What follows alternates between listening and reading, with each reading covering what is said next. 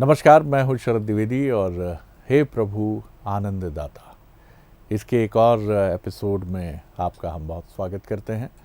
और बात शिव की, श्रावण मास, और शिव की ही नहीं, शिव के साथ कृष्ण की भी, हरि की भी, क्योंकि ये जो मास है ये बहुत मनोहारी तो है ही, और शिव के साथ ये जन्माष्टमी का भी महीना है। और जन्माष्टमी का यानी कृष्ण जी के जन्म का अद्भुत पर्व भी इसी माह में आता है। उफनती हुई यमुना और उसमें अपने पिता के साथ अपनी एक ऐसी माता के पास जाने की तैयारी में है कृष्ण, जो जन्म से उनकी माँ नहीं है या जैविक माँ नहीं है उनकी, लेकिन स्नेह के बंधन में बंधी हुई उनकी माँ है। जीवन कितना अनिश्चित है और कई बार कितना चुनौतीपूर्ण होता है, इस पर हम आगे कृष्ण के साथ जब हम आरंभ करेंगे, क्योंकि कृष्ण का जो जीवन है, इस धरती पर जो उनका जीवन है वो बहुत ही चुनौतियों से भरा है। तो उसके विविध पहलू और गीता के उद्भव तक एक बड़ी लंबी यात्रा चलती है कृष्ण के साथ, जिस पर हम काफ़ी विस्तार से बात करेंगे और वो कई एपिसोड्स में विस्तारित भी होगी। लेकिन आज फिर हम शिव जी पर ठिठकते हैं और उनके कुछ ऐसे पक्षों पर बात करते हैं। पहले हमने बात की कि शिव कितने ही सरल और आप कल्पना से परे है ये अंदाज़ा लगा पाना कि कोई शिव की प्रतिमा पर खड़े होकर भी शिव का प्रिय पात्र हो सकता है। आज हम बात करेंगे कि शिव का जो ऐसा स्वरूप है जो बहुत ही रौद्र रूप हो जाता है। क्यों हो जाता है? शिव सरल हैं तो उनका रौद्र रूप किस तरफ संकेत करता है। शिव को क्रोध आता है तो वो इतना इतना इतना विस्तारित और इतना कुपित और इतना भयभीत करने वाला और रुद्र स्वरूप जैसा क्यों हो जाता है, इस पर भी हम बात करके जानने की कोशिश करेंगे। और शिव आसक्त होते हैं, वैसे तो वैराग्य है, लेकिन जब आसक्त होते हैं तो उस आसक्ति को कालिदास ने जिस तरह अभिव्यक्त किया है वो अद्भुत है।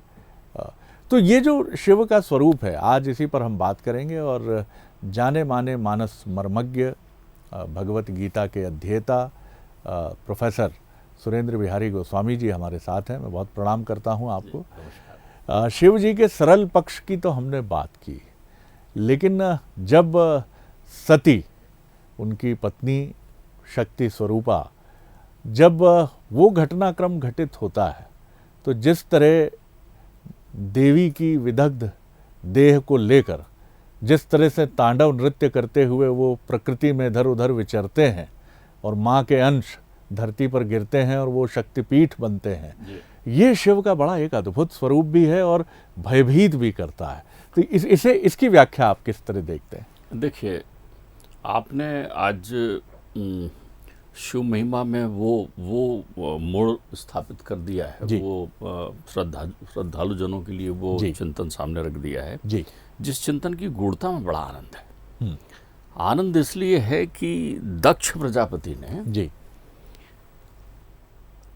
जब घोर साधना की भगवती की, तो दक्ष प्रजापति की घोर साधना से भगवती प्रसन्न हुई जी। देखिए, वेद के वो तत्व जो हमें विदित नहीं होते हैं तो हम समझते हैं कि भाई ये तो सहजता से दक्ष की पुत्री थी सती जी। सती सहज पुत्री नहीं थी, भगवती ने प्रकाट्य किया। ध्यान रखिए, शिव के दो नेत्र प्रसिद्ध हैं, एक लास्य कहलाता है और एक तांडव कहलाता है। तांडव, लास्य की मुद्रा जो है वो भगवती की है। मैया जब नृत्य करती हैं तो उसको लास्य कहते हैं। लास्य की मुद्रा में उद्भव होता है। जब भी संसार की स्थापना होती है प्रलय के बाद, तो भगवती लास्य की मुद्रा में नृत्य करती है और शिव जी उनके साथ नृत्य करते हैं और संसार का सृजन हो जाता है जी। और जब विनाश की कोई स्थिति आती है तो शिव तांडव करते हैं। लेकिन रावण विरचित जो तांडव स्त्रोत है वो जो है वो भाव मुद्रा में लिखी हुई तांडव स्त्रोत है। उसमें रौद्रता नहीं है। तो बहुत नहीं सारे लोग उस चीज से विदित नहीं है, तो तांडव का अर्थ वो केवल रौद्रता समझते हैं। जी जी जी। परमात्मा लीला भी करते हैं। परमात्मा यदि क्रोध भी कर रहे हैं तो सृजन के लिए, परमात्मा यदि कहीं उनके त्रिनेत्र खुल रहे हैं तो सृजन के लिए। उनकी किसी भी प्रक्रिया में कोई ना कोई अर्थ समाहित ही होता है जो जन कल्याण के लिए होता है, उसके अतिरिक्त और प्रक्रिया नहीं है जी। तो जब दक्ष प्रजापति ने साधना की भगवती की और भगवती प्रकट हुई, तो दक्ष प्रजापति ने कहा कि मैं आपको पुत्री के रूप में चाहता हूँ।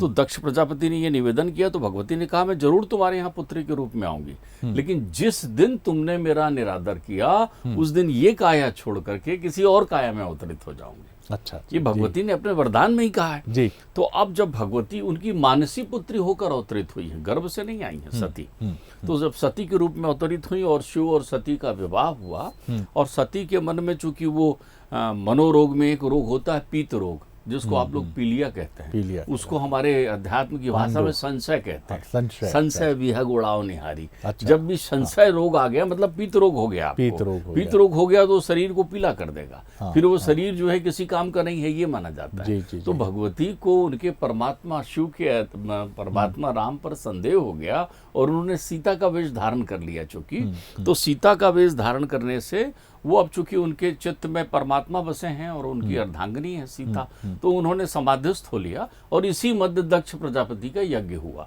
जो प्रसिद्ध है कि वहां मैया ने अपनी योगाग्नि से अपनी काया छोड़ दी। अब यहाँ पर शिव की जटा जो है उस प्रक्रिया की एक मूलता दिखती है। शिव की जटा वो जटा है जिस जटा में गंगा आराम से विद्यमान रहती है। तो शिव की जटा का देखिए, जटा का एक केस वो तोड़ते हैं और वीरभद्र को प्रकट करते हैं, और उनके साथ मैया काली प्रकट होती है, दक्ष का विध्वंस करती है, दक्ष का भी विध्वंस करती है, दक्ष के यज्ञ का भी विध्वंस करती है। अब चूंकि भगवती की काया भगवती को छोड़नी है अब, लेकिन काया तो है ना, तो भगवती की काया तो प्रकृति है। अब कैसी प्रकृति है? अष्ट प्रकृति है जी, सिद्ध प्रकृति है। तो भगवती की प्रत्येक प्रकृति के प्रत्येक कण कण पर मनुष्य के कल्याण का स्वार्थ निहित है। तो परमात्मा उस काया को लेकर विचरण करते हैं, क्योंकि वो प्रकृति को लेकर विचरण कर रहे हैं। काया कभी भी खत्म नहीं हो सकती, समाप्त नहीं, क्योंकि काया वही खत्म होती है जो जड़ तत्व से बना हो। और मैया तो मानसी उत्पन्न हुई है ना, प्रकट हुई है ना भक्तों के कल्याण के लिए। जी, जी, जी। तो वो तो चेतन तत्व हैं। हाँ। तो उस तत्व को लेकर जब वो विचरण करते हैं और वो वहाँ पर अपने उस रस का उपयोग करते हैं कि जिसमें वो बहुत ज़्यादा दुखी हैं या बहुत ज़्यादा जो है मना स्थिति उनकी विचलित है, तो जब उनका ये लीला दिखाते हैं तो चक्र सुदर्शन से भगवान हरि जो है उनका उस अस्थि का जो है वो शिरच्छेदन करते हैं, टुकड़े टुकड़े कर देते हैं। तो मैया के अस्थि के शेष जहां जहां गिरे वहां सिद्धपीठ हो गए, सिद्धपीठ हो गए। अगर मैया के वो अस्थि लेकर वो नहीं भ्रमण करते, नहीं करते, तो पृथ्वी पर वो सिद्ध क्षेत्र होते कहाँ होते। और जब सिद्ध क्षेत्र नहीं होते तो प्रकृति की सुरक्षा कौन करती? कहाँ शाकांभरी होती, कहाँ कालिका होती, कहाँ दुर्गा होती, कहाँ भगवती होती, कहाँ विंध्याचल वासिनी होती, कहाँ कात्यायनी होती। तो परमात्मा ने नवधा स्वरूप में 9 शक्तिपीठों की स्थापना कर दी परमात्मा ने। तो देखिए परमात्मा की इस लीला में भी एक भाव है। अब परमात्मा के द्वारा रचित ही लीला है, वो तो उमा है जी। तो जब उमा रमा ब्रह्माणी हुई हैं तो फिर वो दूसरी काया में प्रवेश करती हैं। तब हिमालय भी व्रत करते हैं भगवती का अनंत साधना करते हैं। गंगा अवतरण पर्वत क्षेत्र में जाते हैं, वहां भगवती को मनाते हैं कि भगवती आप आइए। मैना जो पितरों की पुत्री है, पितरों की 3 पुत्रियां हैं जी, मैना है और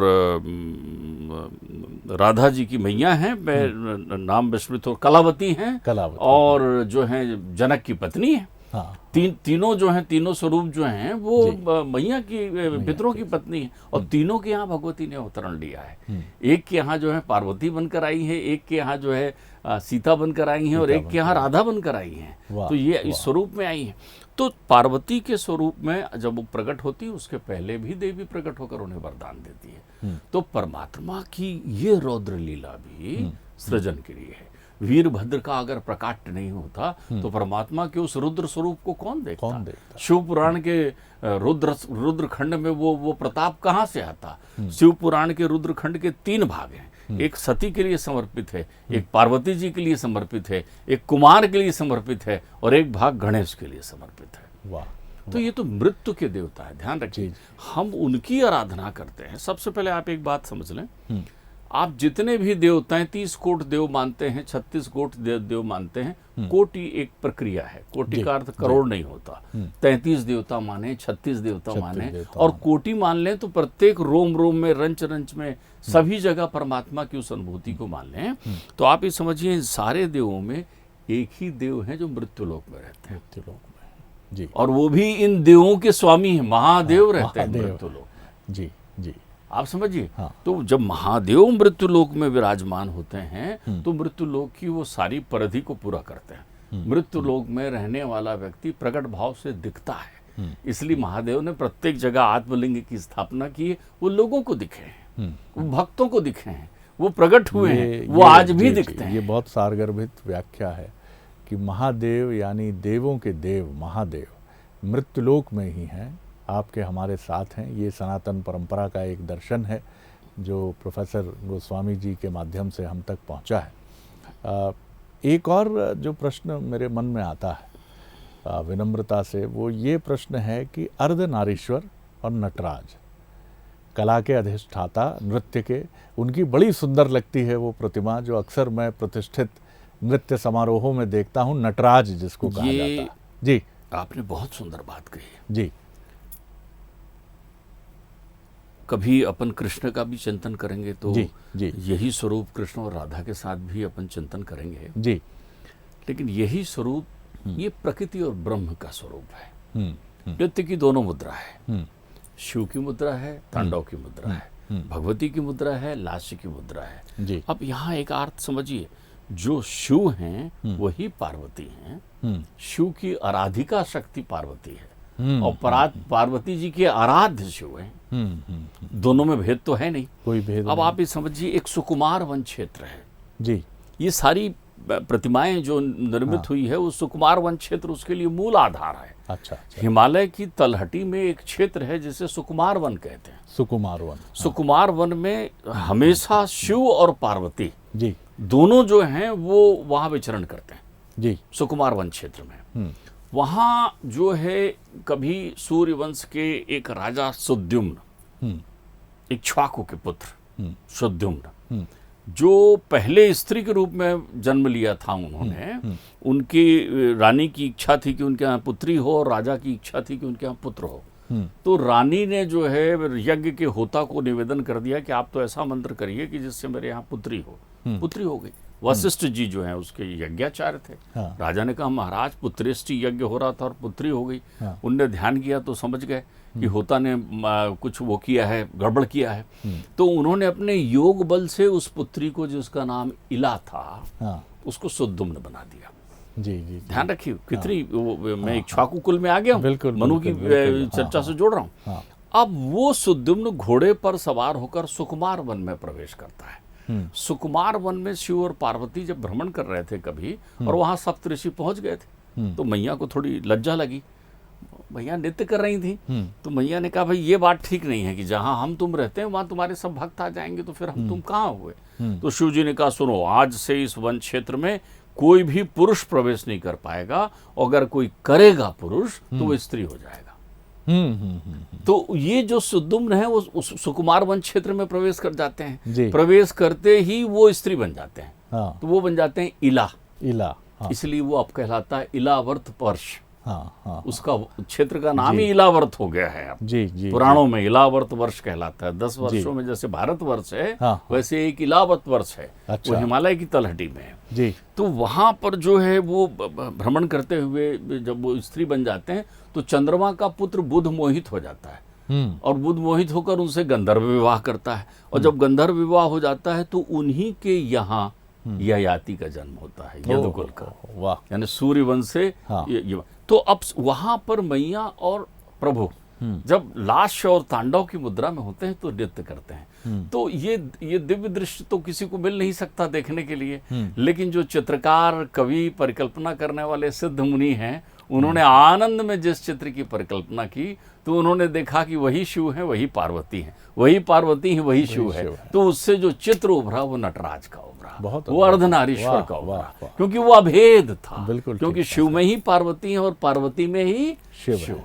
ये बहुत सुंदर व्याख्या है। देखिए ये कितनी प्रतीकात्मक मैं नहीं कहूँगा, ये कितना मधुर संदेश है इसमें, और जो सनातन परंपरा से हमारी पौराणिक व्याख्याओं में उभर कर स्पष्ट रूप से आता है कि स्त्री और पुरुष दरअसल एक ही हैं, एकाकार हैं एक दूसरे में, दोनों एक दूसरे के पूरक हैं। तो ये जो विभेद की बात है, अंतर की बात है, ये एक संकीर्ण मानसिकता है, एक तुच्छ मानसिकता है। और जब तक आप, जिसको आप कहते हैं कि सर्वांग सुख, समस्त प्रकार का सुख जो आनंद और परमानंद की तरफ बढ़ता है, उस सुख के लिए इस विभेद की समाप्ति आवश्यक है। यानी आपको उसी परंपरा को आगे बढ़ाना होगा कि हम एक दूसरे में समाये हुए हैं, हम एक दूसरे के पूरक हैं, एक दूसरे का हिस्सा हैं। शिव के जिस स्वरूप की बात आप करते हैं, मृत्युलोक में वो विराजमान है, कैलाश पर्वत में वो विद्यमान है, ये शिव के किस स्वरूप और संकेत की तरफ इशारा करता है कि उन्होंने यहाँ मनुष्यों के साथ मृत्युलोक में रहना उनको पसंद आया, उनको रास आया? देखिए, उन्होंने जब सृष्टि की संस्थापना की तो उन्होंने उद्भव का दायित्व प्रजापति को दे दिया, ब्रह्मा जी को। संस्थापन का पालनहार बना दिया उन्होंने भगवान विष्णु जी को। स्वयं संहारक बन गए। तो संहार के लिए मृत्यु होना चाहिए, तो जहां मृत्यु होती है वहां मृत्यु के देवता रहते हैं जी। तो ये इस पूरे भूधरा का मूल नाम है मृत्युलोक। मृत्यु यही प्रकट भाव से होती है जी। बाकी जितने लोक हैं उन लोकों में जो मृत्यु का विधान है वो विधान लंबा है। जैसे मैं आपको बताऊं, अन्य लोक भी हैं। केतु वर्ष माला लोक है, जहां पर किम पुरुष वर्ष लोक है। तो किम पुरुष वर्ष में आराध्य रूप से हनुमान जी विराजते हैं। हरि वर्ष है, इलावत वर्ष है। तो इन क्षेत्रों में पुराण के हिसाब से वहां रहने वाले प्राणियों की उम्र 10,000 वर्ष है। वहां शिव अलग अलग स्वरूपों में पूजे जाते हैं। शिव तो सब जगह है, तल वितल सुतल महातल तलातल महर लोक तप लोक जन लोक, सब में अलग अलग स्वरूपों में है। लेकिन यहाँ मृत्यु के देवता है। ध्यान रखिएगा, शिव मृत्यु देते हैं शरीर को जी, मुक्त करते हैं आत्मा को। ठीक बात है।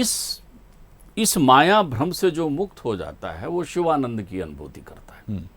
तो अब शिव ने कहा कि मैं अपने भक्तों के बीच, भक्त मुझे बुलाते रहते हैं चाहे जब, तो मैं क्या करूं। अब शिव के तो कोई परिवार है ही नहीं ना। शिव का जब विवाह होने लगा तो उनसे विप्र बने हुए ब्रह्मा जी ने पूछा, हाँ अपने पिता का नाम और गोत्र बताइए। तो उन्होंने कहा शिव। उनके पिता का नाम बोले शिव। और शिव तो अनादि हैं, परब्रह्म है, उनका तो कोई है ही नहीं। तो उनसे जब चूंकि तप किया था मैया ने 1000 दिव्य वर्ष तक मैया पार्वती ने शिव को प्राप्त करने के लिए तप किया है। जब शिवजी साधना में थे, तप कर रहे थे, समाधि शून्य हो गए थे सती के जाने के बाद, और जब अनंत वर्षों तक समाधि में थे तो मैया तो प्रकट हो गई थी ना। तो 8 वर्ष की उस मैया को लेकर के उनके पिताजी हिमालय शिव के दर्शन करने गए थे। अच्छा। तब शिव कैलाश में विराजे हुए तप कर रहे थे। तो मैया को उनकी अनुमति से उनकी सेवा में छोड़ रखा था कि पत्र पुष्प लाना है, ये करना है। मैया तब से उनको देख रही है कि ये मेरे परब्रह्म है। आप समझिए, वहां उस क्षेत्र में तो शिव जो हैं मैया के तपस्थली को ध्यान रखकर कि मेरी मैया यहीं आई हैं और यहाँ उन्होंने तप किया और यही मृत्यु लोक है, उनके निवेदन पर उन्होंने मृत्यु लोक को स्वीकार किया और यहाँ अपना श्रीधाम बनाया कैलाश पर। उनके परम मित्र कुबेर भी यहीं रहते हैं। शिव जी के परम मित्र हैं। और देखिए वो हैं, उनके वित्त मंत्री हैं देवताओं के। तो देवताओं, शिव जी चूंकि यहाँ है तो सारे देवताओं को आना पड़ेगा ना महादेव के दर्शन करने के लिए। तो जन कल्याण तो हो रहा है चारों तरफ। तो शिव जी से मिलने सारे लोग आते हैं। और शिव जी ने परिवार भी व्यवस्थित रूप से बनाया, वैसे ही बनाया। देवताओं के सेनापति यही रहते हैं क्रौच पर्वत पर। कुमार कार्तिकेय यही रहते हैं। तो देवताओं को जब भी संकट पड़ता है वो यहीं आएंगे ना।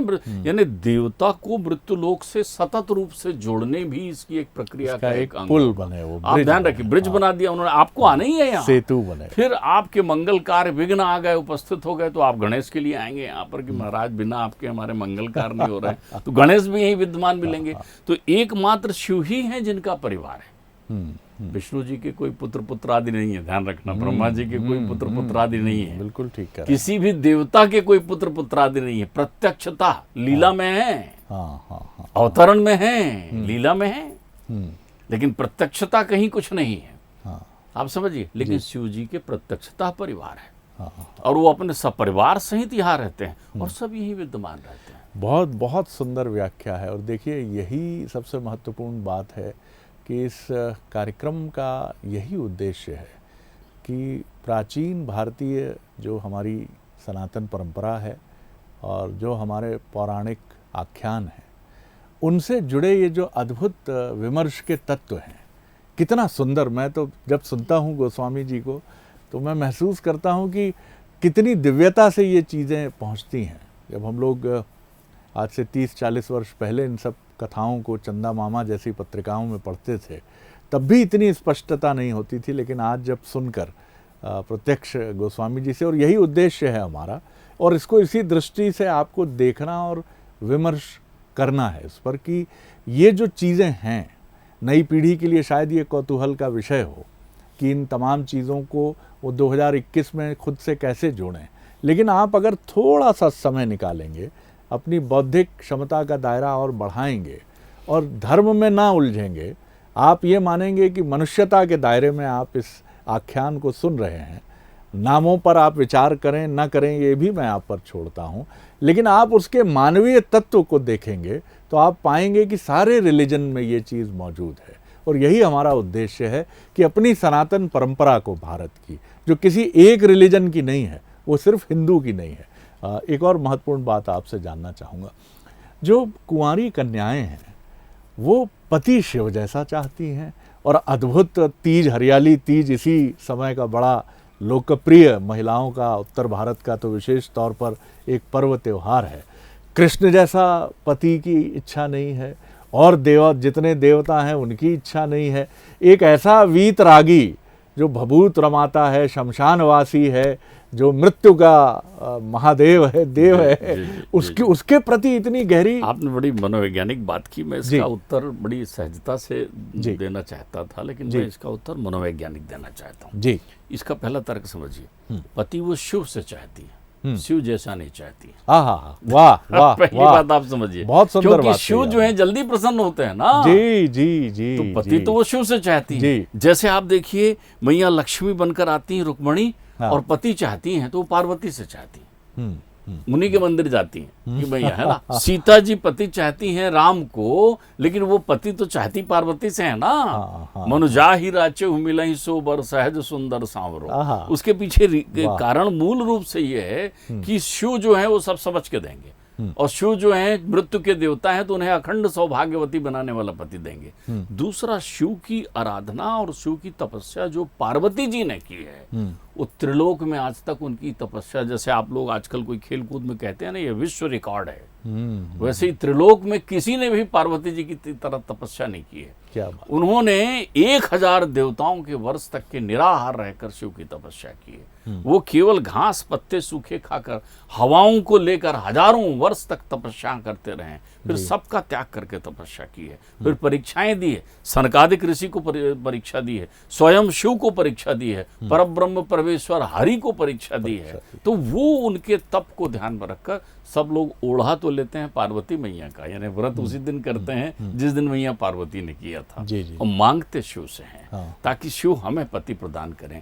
तो शिव चूंकि मन की इच्छा को पूरी कर देते हैं। शिव के बारे में मैंने कल आपको बताया था, एक उनकी विशेषता है, वो अपने मन की नहीं करते। परमात्मा शिव के अतिरिक्त, जैसे भगवान श्री हरि हैं, आप उनसे कुछ भी मांगिए या ब्रह्मा जी से कुछ भी मांगिए, तो ब्रह्मा जी एक तरफ तो कुछ भी दे देंगे, लेकिन वो विचार कर लेंगे, अच्छा ये देने से ठीक है। किसी ने कहा मैं दिन में ना मरूं, रात में ना मरूं, अस्त्र से ना मरूं, शस्त्र से ना मरूं, तो उनने तुरंत सोच लिया इसका मतलब ये दोपहर में मरेगा और श्रीमन नारायण से मरेगा और हरि का अवतरण लेगा। उनकी सोच चलती है, वो प्रजापति। लेकिन हमारे भोले भंडारी तो कुछ नहीं सोचते, बोलते हैं बोल बेटा हाँ। तू कोटि यज्ञ फल करके दुर्लभ मनुष्य का तन पाके यहाँ आया है और तूने मुझे पुकारा है, मैं आ गया हूँ, बोल बेटा। मतलब वो एक ऐसे पिता की तरह हैं जो बालक की हर जिद पूरी करते हैं। मैंने कल एक अपने पिछले व्याख्यान में एक बात आपसे कही थी, वो पूरी नहीं कर पाया था कि शकुनी का पुत्र विकासुर जब तपस्या करता है और शिव से कहता है कि भाई मैं जिसके सर पर हाथ रखूं। अब देखिए वो वरदान मांगते मांगते मैया पार्वती को भी देख रहा है। अब पार्वती को देख रहा है कि इतनी सर्वांग सुंदरी खड़ी है उनके बगल में और ये औघड़ महाराज बैठे हुए हैं, तो इनका इनके साथ क्या काम है। अभी वरदान लेता हूं और इनको ले जाता हूं। तो क्या परमात्मा नहीं जान रहे थे कि वो क्या चाह रहा है? परमात्मा ने कहा बोल बेटा क्या चाहिए? बोले मैं जिसके सर पर हाथ रखूं और वो भस्म हो जाए। बोले हाँ हाँ बिल्कुल ठीक है, दिया तुझे वरदान, ऐसे ही होगा। तो सबसे पहले शिव जी की तरफ ही बढ़े कि तुम्हारी सर में रखूं, तुम भस्म हो जाओ, तो मैं मैया पार्वती को लूं और चलूं यहाँ से। तो शिव और पार्वती अदृश्य हो गए। अब वो उनका पीछा कर रहा है, जगह जगह शिव दौड़े फिर रहे हैं। क्या शिव सक्षम नहीं है कि उसको एक नजर देखें और भस्म कर दें? लेकिन भक्त के भाव से हरि प्रकट हो रहे हैं, हरि उनको विस्मृत कर रहे हैं, मोहिनी का रूप दिखा रहे हैं उसके, वो तमाम चीजें।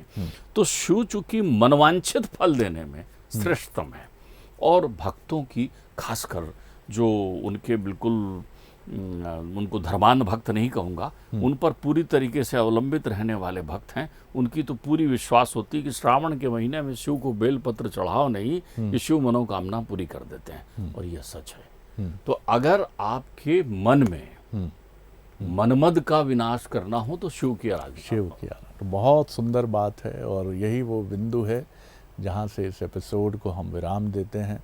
तो दो महत्वपूर्ण उत्तर हमको जो मिलते हैं कि शिव ही एक ऐसे देवता हैं जो अपने मन से, ऐसे देवाधिदेव हैं जो अपने मन से आपको आशीर्वाद नहीं देते, वो आप ही के मन को अपना मन बना लेते हैं और आप जो चाहते हैं, और आप चाहे कुछ भी चाह लें, सुंदर, वही उसको समझ कर वो कहते हैं तथास्तु, जो तुम्हारी इच्छा है। और यही वजह है कि सनातन परंपरा में कुंवारी कन्याओं का शिव के प्रति, देखिए कितना सरल देव है ये शिव, सत्यम शिवम सुंदरम, कि आप वो जानते हैं कि ये कन्याएं मांगने आई हैं एक वैभवशाली पति, एक ऐश्वर्यशाली पति, लेकिन उन्हें कोई पीड़ा नहीं है।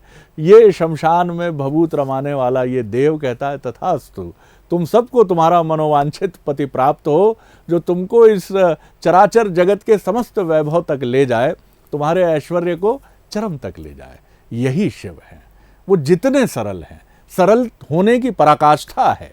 और यही वजह है कि जो देव बेलपत्र से प्रसन्न हो जाए, जिसको 56 व्यंजन नहीं चाहिए, जिसको बेर चढ़ता हो, जिसको धतूरा चढ़ता हो और जिसको कनेर का फूल चढ़ता हो, उसी में उसकी प्रसन्नता है, ऐसे देव की महिमा को कितना भी हम उल्लेखित करें, मुझे लगता है कम है। और यही वजह है कि शिव दुनिया की अनेक सभ्यताओं में, जो सनातन परंपरा या जिनको आप कह सकते हैं कि सनातन परंपरा से मिलती जुलती भी सभ्यताएं हैं, ऐसा भी दावा और ऐसी भी मान्यता है कि शिव वहाँ भी पूजन और आराधन का केंद्र रहे हैं। और इस मायने में, क्योंकि आप और हम सब जानते हैं, स्थापित तथ्य है कि शिव हमारे वनवासी जीवन के और वनवासियों की भी आस्था के बहुत प्रमुख केंद्र रहे हैं। और ये बात हमेशा कही जाती है कि शिव एक वैश्विक स्वरूप रखते हैं और उनके चिन्ह दुनिया के कई हिस्सों में मिलते भी हैं। ये शोध और अनुसंधान का विषय आगे भी हो सकता है। अगले एपिसोड में हम कृष्ण के अनेक विविध मनोहारी और चिंतन से जुड़े स्वरूप की तरफ चलेंगे। और प्रोफेसर गोस्वामी भगवत गीता के एक अद्भुत अध्येता हैं, ये बात हम आपसे बार बार कहते हैं।